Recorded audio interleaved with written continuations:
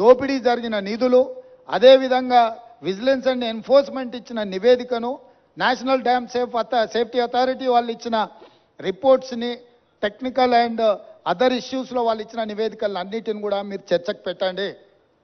మేము చంద్రశేఖరరావు గారికి మళ్ళీ ఈ వేదిక మీద నుంచి నేను ఆహ్వానిస్తున్నా, మీరు శాసనసభకు వచ్చి నల్గొండలో ఎవడు లేని దగ్గర ఏదేదో మాట్లాడు కాదు. మీ గౌరవాన్ని మేమేం తగ్గించం.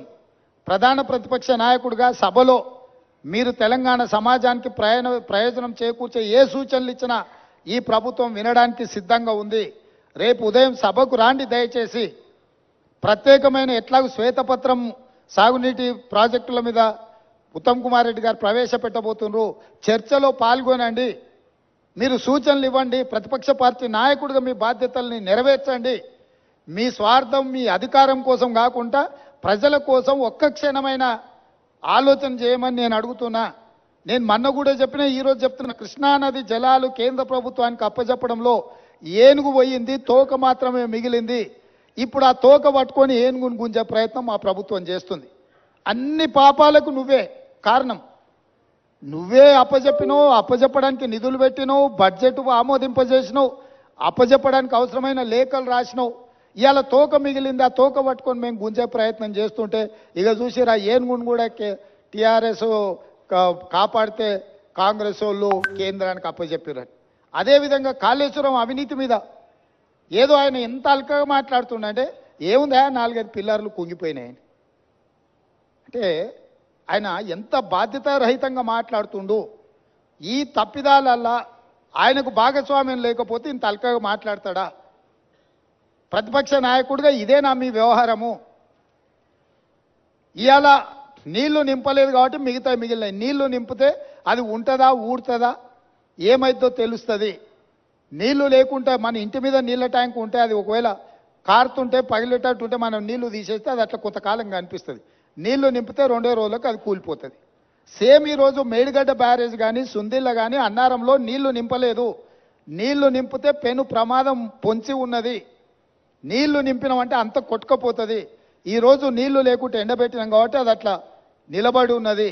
అది ఏ క్షణమైనా కుప్పగూలడానికి సిద్ధంగా ఉంది. మీరే కళ్ళతో చూసినారు. మేడిగడ్డ బ్యారేజు 1.5 మీటర్ దాదాపుగా 5 ఫీట్లు భూమిలోకి కుంగిపోయింది. ఇది మేం చెప్పడం లేదు, సాంకేతిక నిపుణులు చెప్తున్నారు. కళ్ళకు కట్టినట్టుగా పగుళ్ళు కనిపిస్తున్నాయి. కాంక్రీట్ స్ట్రక్చర్స్ అంత వర్టికల్గా క్రాక్స్ వచ్చి ఉంటే దాని ఒక చిన్న సంఘటన కింద ముఖ్యమంత్రి గారు, మాజీ ముఖ్యమంత్రి గారు మాట్లాడుతున్నారు అని అంటే అసలు చంద్రశేఖరరావు గారి ఆలోచన, చేసిన తప్పిదాలను కప్పిపుచ్చుకోవడానికి చేస్తున్న ప్రయత్నము ఈరోజు తెలంగాణ సమాజం అంతా గమనించాల్సిన అవసరం ఉన్నది. అందుకే చంద్రశేఖరరావు గారు దయచేసి రేపటి శాసనసభ సమావేశాలకు మీరు హాజరు కండి.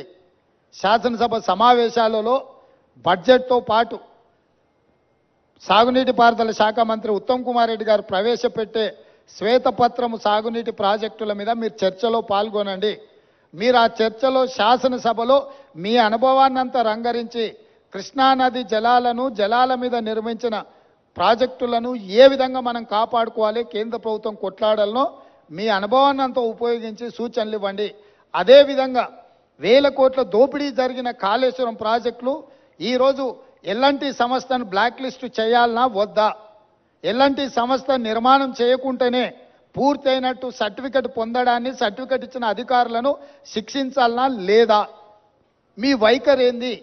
కాళేశ్వరం ప్రాజెక్టు మీద జరిగిన అవకతవకల మీద నీ పార్టీ వైఖరి, మాజీ ముఖ్యమంత్రిగా సాగునీటి పారుదల శాఖ మంత్రిగా మీది, హరీష్ రావు గారి వైఖరి శాసనసభ ద్వారా తెలంగాణ సమాజానికి, దేశ ప్రజలకు చెప్పాల్సిన బాధ్యత మీ మీద ఉన్నది. ఈరోజు మీరు నల్గొండలో మాట్లాడిన మాటలు చూస్తే నాకు కాలు ఇరిగిపోయినా, చేత కాకపోయినా, నేను సభకు వచ్చినా మీకోసం వచ్చినా అని అంటున్నావు. నువ్వు వాళ్ళ కోసం ఎన్నడూ రాలే. వాళ్ళ కోసం వచ్చే లక్షణమే నీకు లేదు.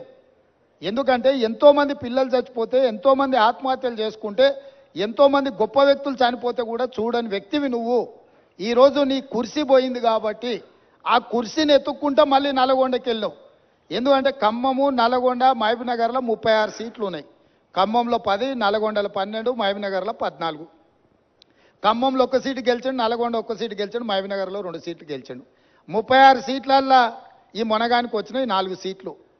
రేపు పార్లమెంట్లో పూర్తిగా కాంగ్రెస్ పార్టీ గెలవడానికి అవకాశం ఉంది కాబట్టి ఏదో రకంగా సానుభూతి పొందైన నాకు కాలు లేదు, నేను అవుటివాడిని, నేను నడవలేకపోతున్నా అని అడుక్కోవడానికి, ఓట్లు అడుక్కోవడానికి వేసిన ఎత్తుగడ.